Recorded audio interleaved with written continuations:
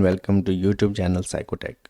आज के इस वीडियो में हम लोग बात करेंगे कि इग्नू में असाइनमेंट्स लिखने के क्या तरीके होते हैं और किन बातों का हमें ख्याल रखना होता है असाइनमेंट्स लिखने से सबमिट करने तक।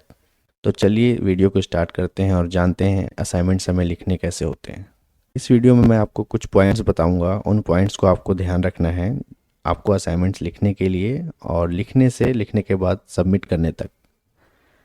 तो सबसे पहले जो मैं इंस्ट्रक्शंस बताने वाला हूँ उसमें से सबसे पहला पॉइंट है, असाइनमेंट्स लिखने के बाद जब आपको असाइनमेंट सबमिट करना हो तो उसमें फ्रंट पेज पे आपका enrolment number, name, full address, signature, date, ये सारी चीज़ें मेंशन होनी चाहिए। फर्स्ट पेज यानी कि टाइटल पेज जो आपका असाइनमेंट का होता है। इसके अलावा आपको टाइटल पेज पे प्रोग्राम टाइटल जो आपका प्रोग्राम है, for example MAPC, course code, course title, assignment code और name of your study centre, ये सारी चीज़ें भी आपको मेंशन करना है। मैं आगे बताऊंगा कि इन चीज़ों को जब आप मेंशन करेंगे तो किस फॉर्मेट में करना है। और इसमें मैंने हाईलाइट किया हुआ है कोर्स कोड, असाइनमेंट कोड। ये कोर्स कोड और असाइनमेंट कोड आपको आपके जो असाइनमेंट्स होंगे उस पर ही लिखे होंगे, तो वहाँ से आपको कोर्स कोड और असाइनमेंट कोड को कॉपी करके आपको लिखना है। यहाँ पे आप देख सकते हैं इस स्क्रीन पे मैंने जो जो आपको पॉइंट्स बताए हैं, enrolment number, name, address, signature, date, programme title, course code title, assignment code, programme, study centre, ये सारी चीज़ें जब आप मेंशन करेंगे टाइटल पेज पे तो कुछ इस फॉर्मेट में दिखेगा। आप फॉर्मेट को चेंज भी कर सकते हैं, बट ये सारे इन्फॉर्मेशंस होने ज़रूरी है। नेक्स्ट है, जो भी आप असाइनमेंट्स बनाएंगे जिसे हम ट्यूटर मार्क्ड असाइनमेंट्स कहते हैं, TMA, वो आप अपने स्टडी सेंटर पे ही सबमिट करेंगे। चलिए नेक्स्ट पॉइंट पे बात करते हैं। जो आपको असाइनमेंट्स मिला है उसको बहुत ही केयरफुली आप रीड करें। जो भी इंस्ट्रक्शंस दिए हुए हैं असाइनमेंट्स में उनको आपको रीड करना है, उसके बाद आंसर करना है एज़ पर द गाइडलाइंस जो असाइनमेंट्स में मेंशन है। जैसे अगर आपका 10 मार्क्स का क्वेश्चन है तो उसकी वर्ड लिमिट होगी, तो उस वर्ड लिमिट को ध्यान में रखते हुए आपको असाइनमेंट लिखना है। नेक्स्ट हम बात करते हैं असाइनमेंट को लिखना कैसे है, किस टाइप का पेज हमें चूज़ करना है, क्या मार्जिन रखना है, हैंड रिटन होना चाहिए या टाइप्ड होना चाहिए, कौन से पेन का यूज़ करना है। सबसे पहले मैं आपको बताता हूँ पेज साइज़। असाइनमेंट लिखने के लिए A4 साइज का रोल्ड पेपर आता है, उसको आपको यूज़ करना है आपके सारे जो भी क्वेश्चंस हैं उसको आंसर करने के लिए पूरे असाइनमेंट्स में। और 4 सेंटीमीटर का मार्जिन रखना है लेफ़्ट साइड में, और थोड़ा सा स्पेस आप जो भी आंसर्स होंगे, मतलब एक आंसर कंप्लीट करने के बाद दूसरे आंसर को जब स्टार्ट कर रहे हैं तो वहाँ पे भी आप दें।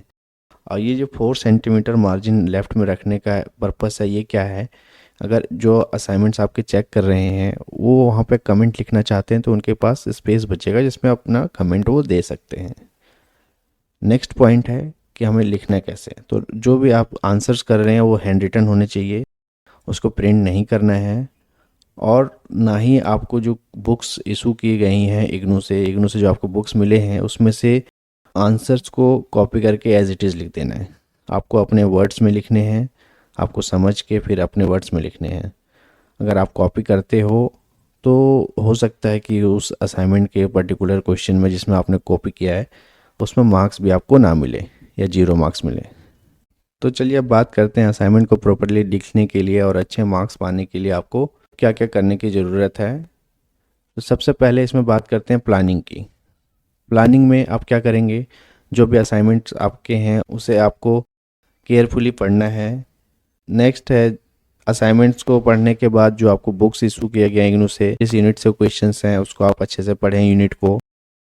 कुछ पॉइंट्स, सारे क्वेश्चन के रिगार्डिंग अगर कुछ पॉइंट्स हैं उसको आप बनाएं और एक लॉजिकल ऑर्डर में अरेंज कर लें ताकि उससे आप प्लान करके आंसर्स को लिख सकते हैं। नेक्स्ट है ऑर्गेनाइजेशन। ऑर्गेनाइजेशन मतलब कैसे आप ऑर्गेनाइज कर रहे हैं अपने आंसर्स को।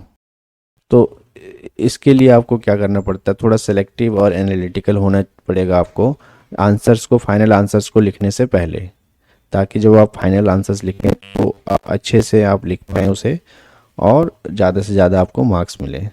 जिस भी क्वेश्चंस को आप लिख रहे हैं उस क्वेश्चंस का जब आप इंट्रोडक्शन लिखेंगे या कंक्लूजन लिखेंगे तो वहाँ पे आपको थोड़ा ध्यान रखने की ज़रूरत है और आपको ये इंश्योर करना है कि जो क्वेश्चंस का आंसर आपने किया है वो लॉजिकल और कोहेरेंट है, उसके क्लियर कनेक्शन है सेंटेंसेस और पैराग्राफ्स के बीच में, और आपने करेक्टली लिखा है बाय गिविंग एडिक्वेट कंसिडरेशन, जो भी आप एक्सप्रेस कर रहे हैं, जो आपका स्टाइल है, प्रेजेंटेशन है, उसके रिगार्डिंग।